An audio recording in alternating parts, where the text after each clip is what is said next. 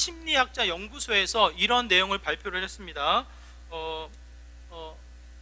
사람의 관계가 그 어느 때보다 중요한 시기인데 관계를 중요시 여기고 관계를 맺으며 살아갈 수밖에 없는 게 우리들의 모습인데, 이런 형량, 이런 사람은 회피하게 돼야 된다는 거예요. 이런 사람과 관계를 맺으면 굉장히 어렵고 힘든 상황이 치닫을 수 있으니까 이런 사람을 우리가 한번 생각해 보자. 세 분류의 사람을 지적을 합니다.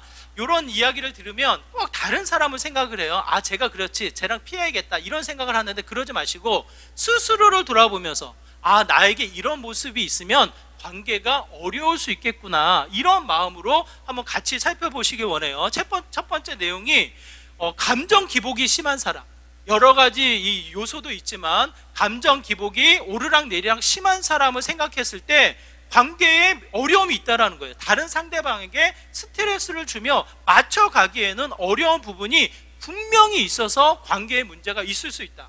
감정의 기복이 있는 사람을 지적해서 이야기를 합니다. 두 번째 내용이 뭡니까? 남의 헌담을 자주 하는 사람. 왜 그래요? 남의 헌담을 자주 하는 사람. 우리 다른 사람 가리키지 말고, 다른 사람을 가리킬 때 나머지 손가락은 나를 가리킨다, 얘들아. 누구예요? 결국은 뭐예요? 다른 사람의 이야기를 많이 하는 사람은 결국은 뭐예요? 내 얘기도 할 수 있다는 거예요. 내가 관계를 맺고 내가 함께 교제를 하다 보면 언젠가는 그 사람을 맞출 수 없기 때문에 여러 가지 상황에서는 결국 마지막에는 나도 그 사람이 그 누군가에게, 다른 이들에게 헌담할 수 있다는 거예요.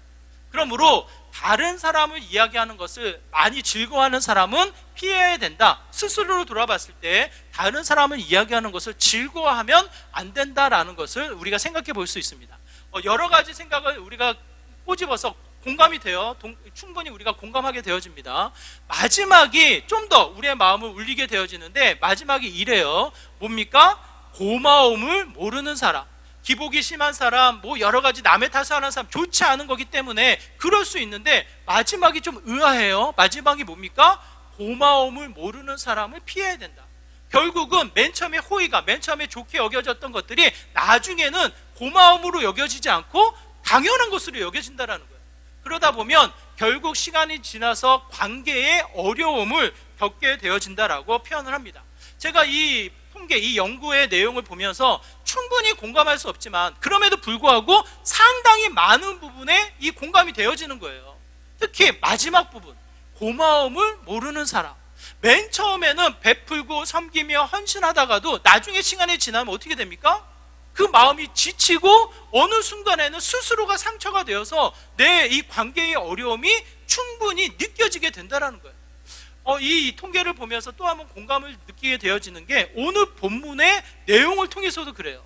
오늘 본문에 어떤 사람들이 등장합니까? 분명히 하나님의 은혜, 하나님의 역사, 하나님의 일하심을 충분히 누렸음에도 불구하고 뭐예요? 은혜를 모르는 거예요. 하나님의 은혜 앞에 감사하지 못하고 어떻게 됩니까? 자신의 기질에 따라서 행동해 나가는 그와 같은 모습이 펼쳐지게 됩니다.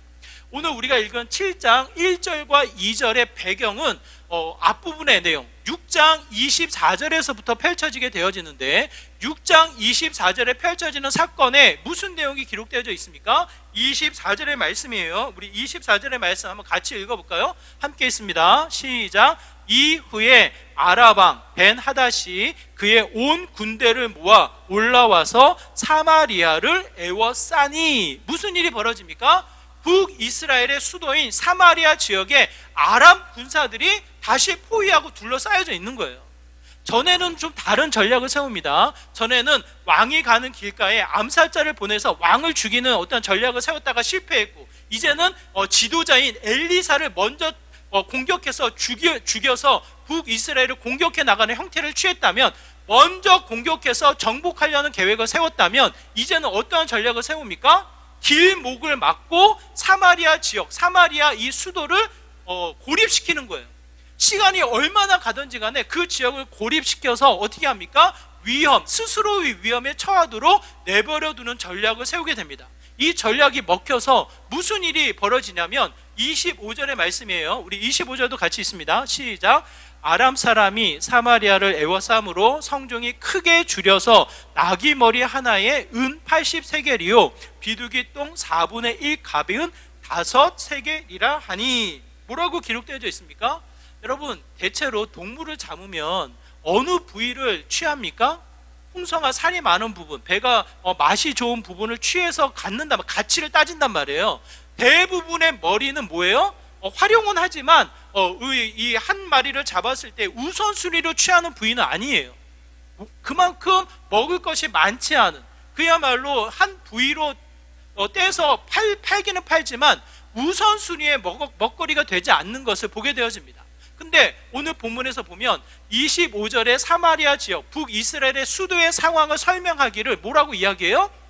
이 나귀 머리를 80세겔에 판다라는 거예요. 그만큼 세겔로 이 가치를 따지면 1세겔이 한 사람의 노동력 하루에 일당이라고 한번 생각해 보세요. 하루에 일당이 10만 원이라고 한다면 이 나귀의 이 머리값이 얼마라고 이야기 됩니까? 나귀의 머리값이 80만 원이 되는 거예요. 80만 원. 80일의 가치로 이 머리고기를 사서 먹는 거예요. 여러분 사 드시겠어요? 그만큼 물가가 뛰어 올랐어요. 왜 그렇습니까? 아람 지역의 아람 군사들이 사마리아 지역을 고립시켜서 이 나라를 위험에 처하는 상황으로 치닫게 된다는 거예요. 비두기똥을 활용합니까? 먹지도 않아요. 어디에 쓰지도 않아요. 그럼에도 불구하고 비두기똥 4분의 1 가격이 5세겔이 되더라, 이렇게 이야기한다는 것은 그만큼 물가가 치솟는 이 북이스라엘의 사마리 지역을 이야기해서 이야기를 합니다. 아람 군사들이 이스라엘을 괴롭히고 북이스라엘을 공격해 나가는 효과적인 전략을 세웠다라는 거예요. 근데 여러분 한번 생각해 보세요. 아람 나라가 하나님으로부터 어떠한 상황으로 치닫게 되어집니까? 어떠한 상황으로? 여러분 아람 군사들을 생각하면 누가 떠올라요? 우리가 5장에서 살펴보았던 나아만 장군이 떠올라야 돼요. 나아만 장군이 어느 나라 사람입니까? 아랍 사람이에요. 하나님이 그 나아만 장군을 통해서 어떻게 합니까? 그 질병을 고치시며 아랍 장군의 이 권위, 아랍 장군의 이 상황을 하나님이 어떻게 하셔요? 돌보시는 일을 보게 되어집니다. 그것으로 끝나는 것이 아니라 지난주에 우리가 살펴보았던 대로 6장의 이 이후, 오늘 보면 24절에 보면 이후로라고 하면서 전사건을 기록하고 있거든요. 그 전사건을 끄집어 당겨서 연결을 시키고 있단 말이에요. 그 전사건이 무엇입니까? 엘리사를 쳐들어와서 이 아랍 군사들이 이 엘리사를 죽이려고 할 때 어떻게 해요? 엘리사가 그들을 호의를 베푼단 말이에요. 그들을 사마리아 지역으로 끌고 와서 당장이라도 심판하고 처형할 수 있는 순간임에도 불구하고 하나님이 엘리사를 통해서 보여주신 은혜는 무엇입니까? 그들에게 먹이고 마시게 해서 어떻게 해요? 고향으로 돌려보내라는 거예요.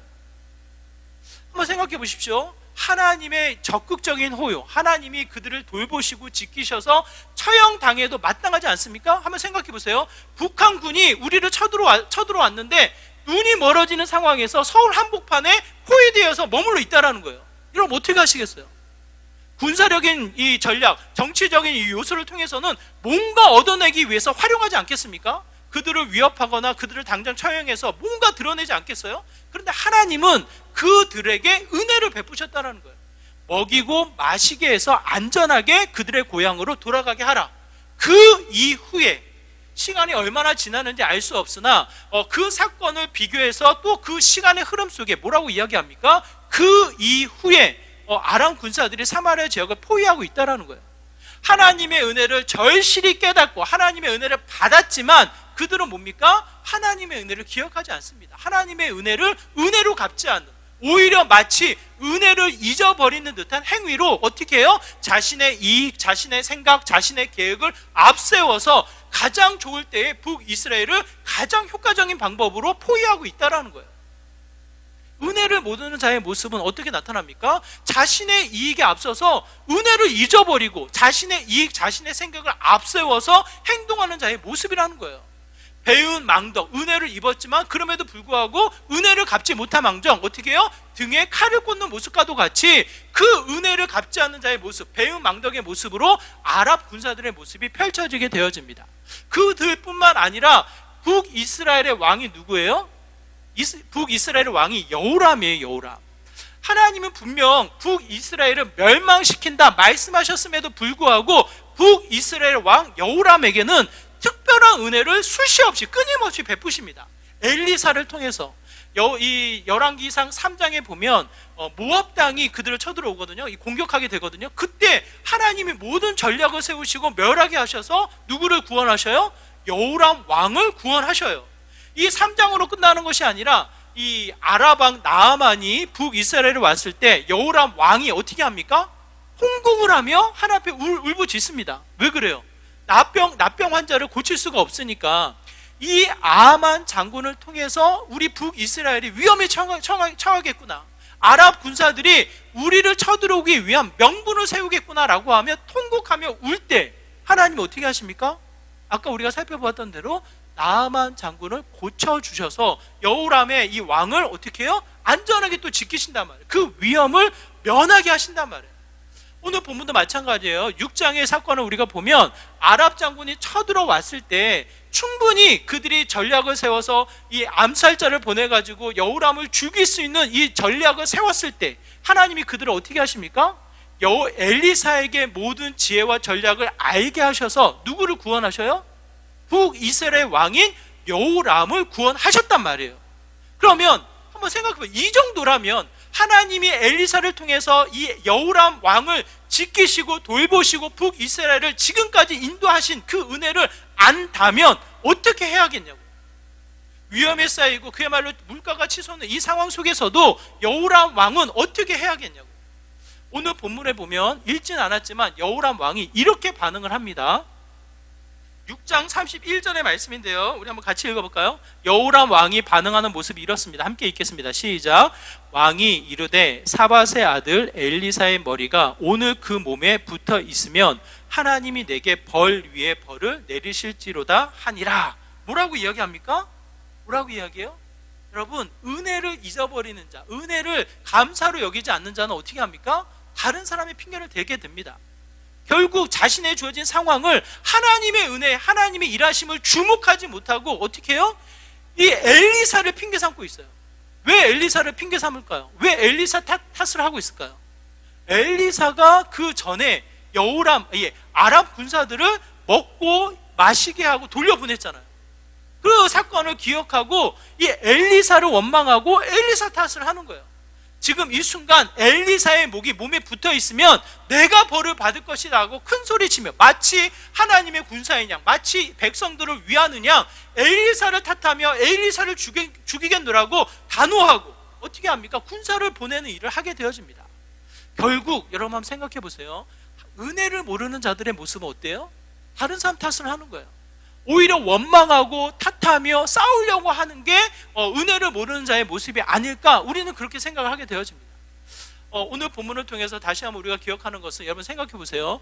이 여호람 왕이 엘리사 탓을 하면서 누구 탓을 합니까? 결국은 엘리사 탓하고 끝나는 거예요? 그렇지 않은 거예요. 이스라엘 백성의 모습을 한번 생각해 보세요. 광야에서 먹고 마실 때 어떻게 합니까? 먹고 마실 때는 감사하다가 먹고 마실 것이 당장에 없을 때는 누구 탓합니까? 마치 모세를 탓하고 모세를 원망하고 왜 우리를 이 광야에서 죽게 만듭니까? 라고 모세를 탓하는 것 같지만 하나님이 뭐라고 말씀하셔요? 너를 원망하는 것이 아니다. 누구를 원망하는 것이다? 나를 원망하는 것이다. 하나님이 먹이시고 하나님이 돌보시고 하나님이 그들을 지키심에도 불구하고 그들의 원망, 그들의 탓은 누구를 향합니까? 하나님을 향하고 있음을 보게 되어지는 거예요. 오늘 우리의 이 본문에 나타낸 모습들을 통해서 우리가 생각해 본다면 우리의 마음속에 하나님의 일하심이 있습니까? 없습니까? 하나님의 은혜가 절실히 임함에도 불구하고 하나님이 살아계셔서 우리를 돌보시고 우리를 지키시며 우리와 동행하심에도 불구하고 어떻게 해요? 주어진 상황 속에 끊임없이 원망하고 탓하며 내 감정을 앞세워서 하나님의 은혜를 잃어버리고 살아가는 게 우리들의 모습이 아닐까라는 생각이 들어요. 오늘 본문을 통해서 또 한번 우리가 주목해야 할 것은 하나님의 은혜, 하나님의 일하심, 하나님의 역사를 아는 자들은 어떻게 행동을 합니까? 오늘 우리가 읽은 본문의 말씀이에요. 엘리사가 이렇게 이야기를 합니다. 우리 1절의 말씀 우리 한번 같이 읽어볼까요? 1절의 말씀 우리 같이 읽도록 하겠습니다. 함께 있습니다. 시작. 엘리사가 이르되 여호와의 말씀을 들을지어다. 여호와께서 이르시되 내일 이맘때에 사마리아 성문에서 고운 밀가루 한 스아를 한 세겔로 매매하고 보리 두 스아를 한 세겔로 매매하리라 하셨느니라. 여러분 뭐라고 이야기합니까? 그야말로 주어진 상황이 치솟는 거예요. 여러분, 지금 배춧값이 치솟았잖아요. 김장을 어떻게 해야 될지 모르는 두려움, 걱정이 있잖아요. 예전에는 뭐 적당한 금액으로 우리가 5, 6만 원에 배추 20포기를 절임 배추를 샀다면 지금은 그렇게 살 수 없다라는 거예요. 30만 원이 치솟는 배추 가격에 김장을 어떻게 해야 될지 모르는 이 물가의 이 불안정 속에 이 소식을 듣게 됩니다. 마음이 떨려요. 두려워요. 그런 상황 속에 어떻게 비춰집니까? 엘리사가 이렇게 이야기하는 거예요. 당장이라도 내일 이맘때쯤이면 물가가 안정이 된다는 거예요. 여러분, 없는 배추가 갑자기 생깁니까? 수입해서 배추를 들어온다고 해도 시간이 엄청나게 걸리잖아요. 그래서 이 김장을 어떻게 해야 되나, 이게 우리의 걱정인데, 당장이라도 하나님이 뭐라고 말씀하셔요? 내일 이맘때쯤에, 정확하게 시간을 이야기해서 말씀하시는 거예요. 내일 이맘때쯤이면 물가가 안정이 될 것이다, 이 이야기를 합니다. 여러분, 이 이야기를 들을 때에 한 장관이, 이 여호람의 이 신뢰를 받고 있던 장관이 뭐라고 이야기해요? 2절의 말씀이에요. 우리 2절의 말씀 한번 같이 읽어볼까요? 함께 했습니다. 시작.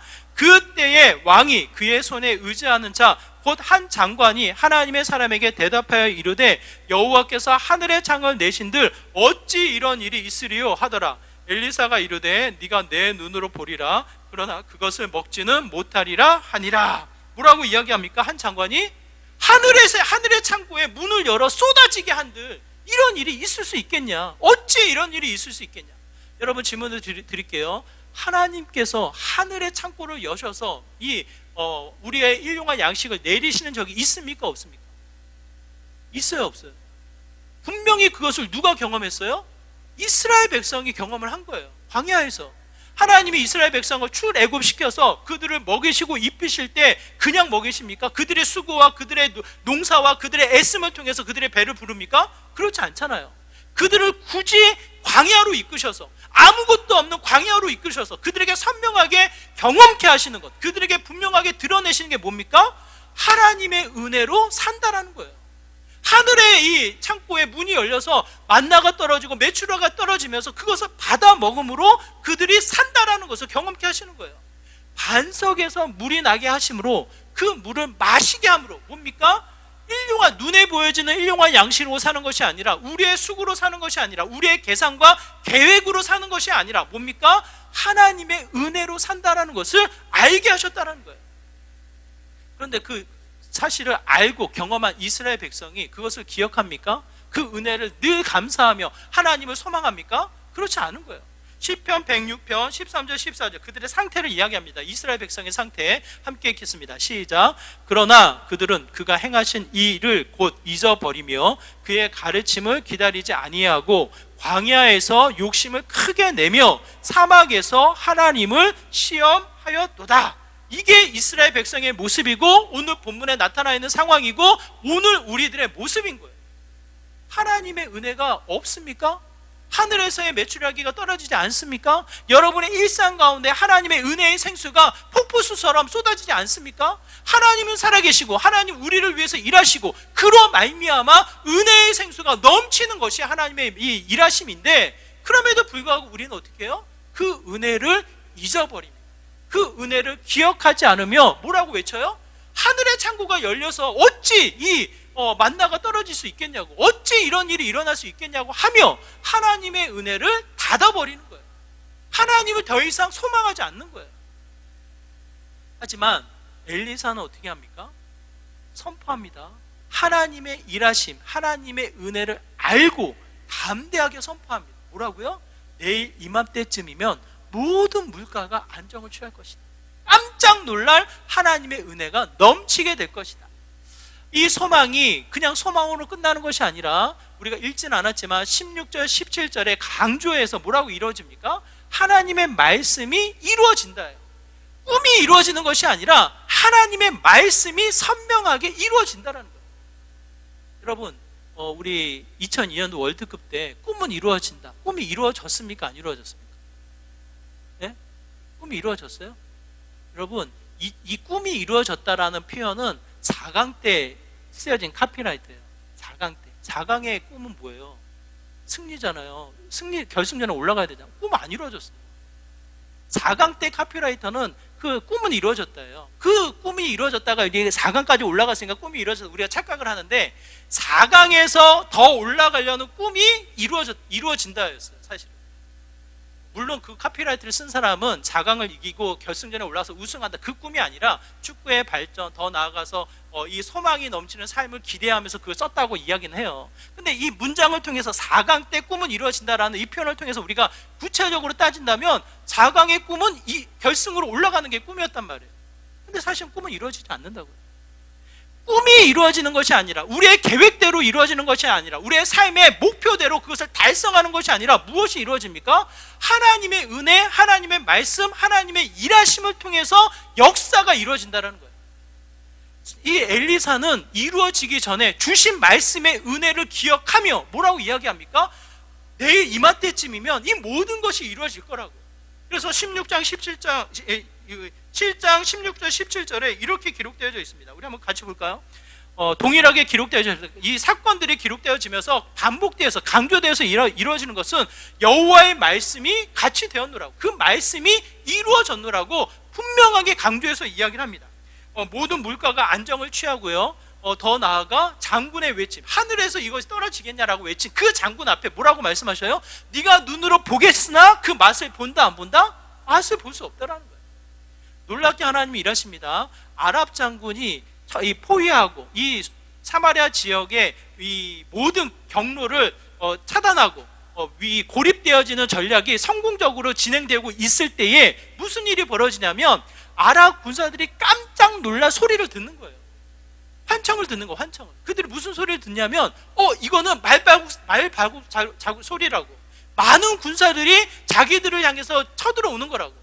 마치 북이스라엘이 애굽 군사들과 연합을 해서 우리 아랍 군사들을 공격하기 위해서 쳐들어오는 거라고 깜짝 놀라서 어떻게 합니까? 진영을 내려놓고 도망을 가는 거예요. 그러다가 그 소문이 이제 북이스라엘에게 전달이 되어서 안전적으로 하루아침에 물가가 안정되어지고 이 놀라운 역사를 이 장군이 보면서 결국 어떻게 됩니까? 그 이 주민들이 그 소식을 듣고 이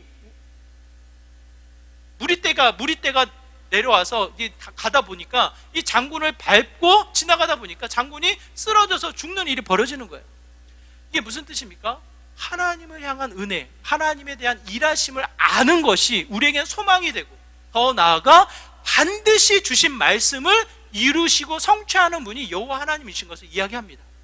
하나님의 은혜를 아는 자, 특히 우리의 삶을 은혜로 채우시며 역사하심을 주목하는 이들에게는 어떻게 해요? 소망으로, 더 나아가 전진하며 하나님을 붙잡고 나아가는 믿음의 삶이 된다라는 것을 이야기합니다. 두려워하며 다른 사람을 탓하며 주어진 상황 앞에 치여서 두려워하며 위축되어지는 것이 아니라 하나님의 은혜, 하나님의 크신 일하심을 알고 더 적극적으로 주님 앞에 나아가는 믿음의 모습이 된다라는 거예요. 더더군다나 그 하나님의 은혜를 아는 자가 어떻게 반응을 합니까? 이 엘리사와 또 함께 또 한 사람을 주목하게 되어지는데, 나병 환자예요. 나병 환자.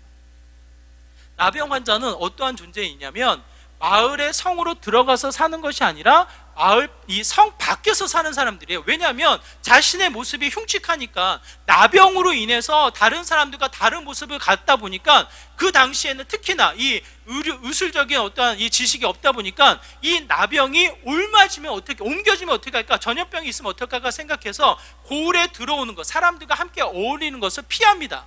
그들을 무시합니다. 멸시를 합니다. 그러다 보니까 성 밖에서 살거든요.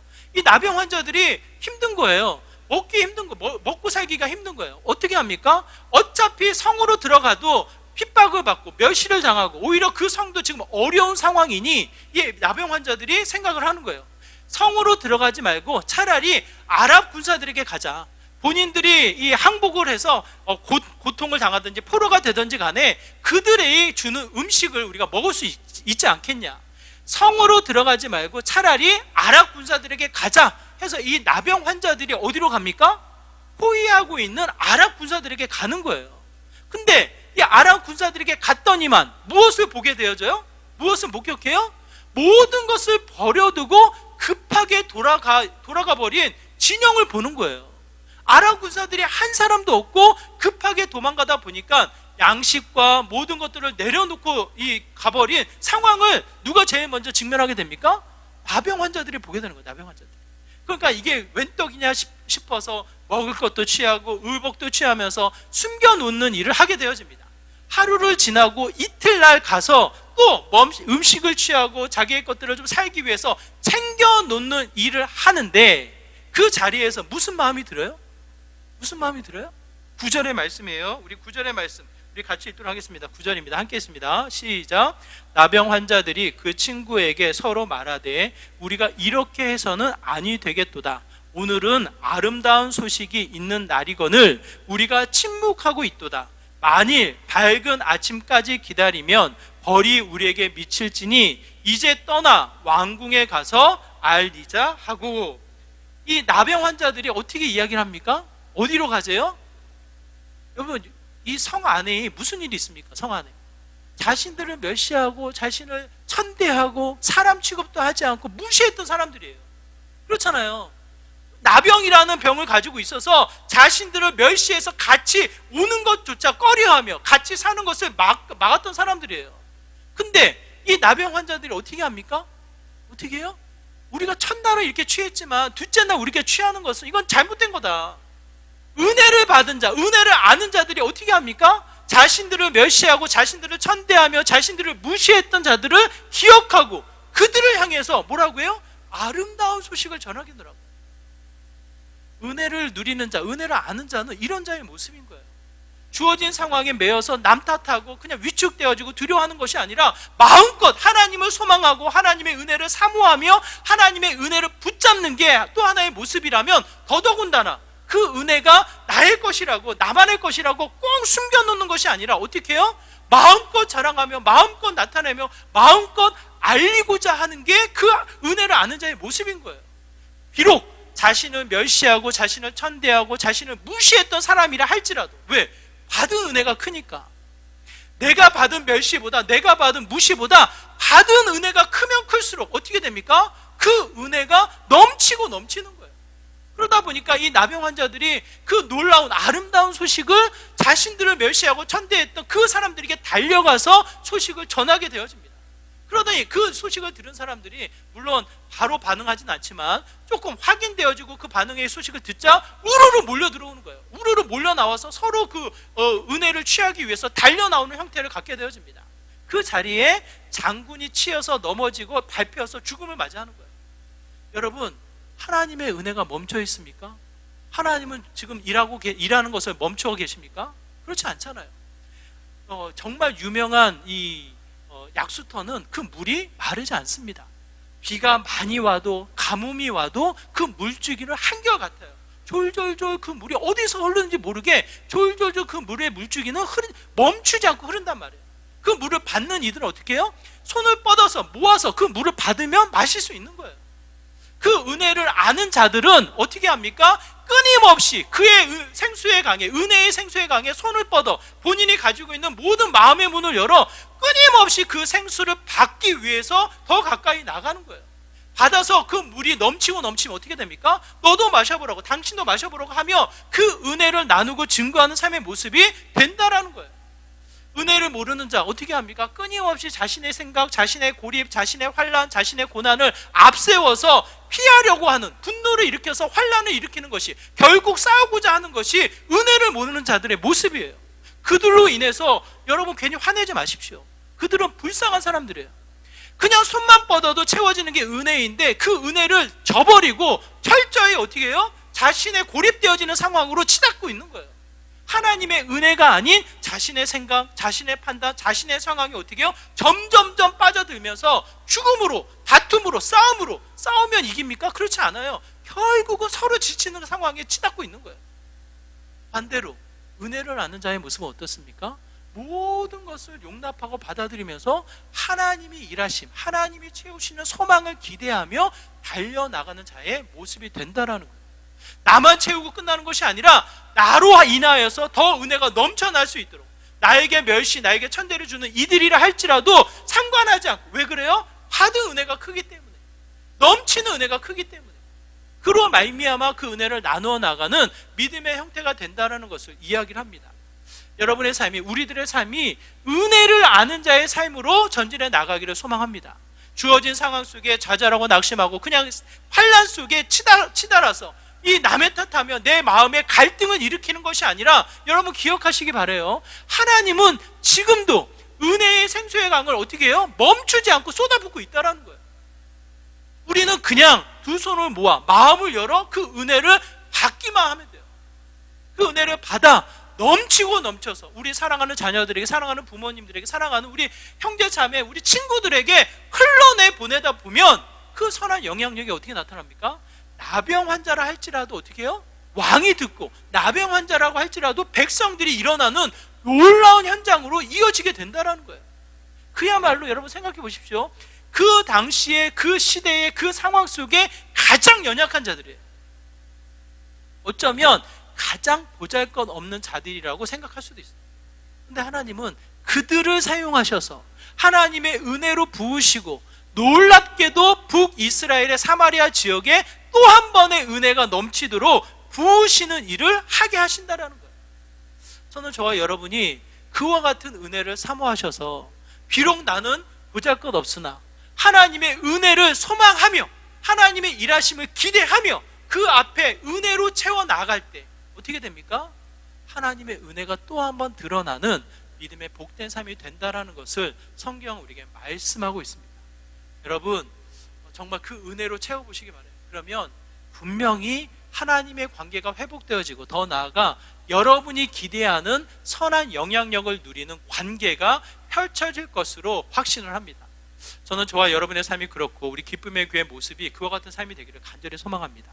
하나님의 은혜로 알고 누리고 그 은혜를 마음껏 전함으로 말미암아 다시금 그 은혜로 충만하는 믿음의 삶이 되기를 다시 한번 부탁을 드립니다. 우리에게 허락되어지는 귀한 시간, 하나님의 은혜로 채우시고 그 은혜를 마음껏 소망하시고 은혜를 아는 자로서 그 은혜를 전하는 믿음의 복된 삶 되시기를 주님의 이름으로 축원합니다. 우리 말씀을 기억하시면서 우리 함께 기도하기 원해요. 하나님, 은혜를 아는 자로 더 은혜를 누리고 그 은혜를 전하는 믿음의 삶이 되기를 소망합니다. 세상의 수많은 과치와 환난과 어려움이 나의 은혜를 잃어버리지 않게 하여 주시고, 은혜를 기억하고 다시 한번 붙잡아서 충분히 누리고 아는 믿음의 귀한 삶이 되게 하여 주시옵소서라고 이와 같은 마음으로 우리 함께 기도하며 나오도록 하겠습니다. 기도합니다. 하나님 아버지, 지금 간절한 마음으로 기도합니다. 우리의 삶이 하나님이 일하시고 하나님이 채우시고 하나님이 베푸신 은혜가 되기를 소망합니다. 은혜를 모르는 자가 분노를 일으키며 갈등을 일으키며 자신의 이익, 자신의 생각만을 앞세워서 결국 싸움으로 치닫는 모습을 보게 되어집니다.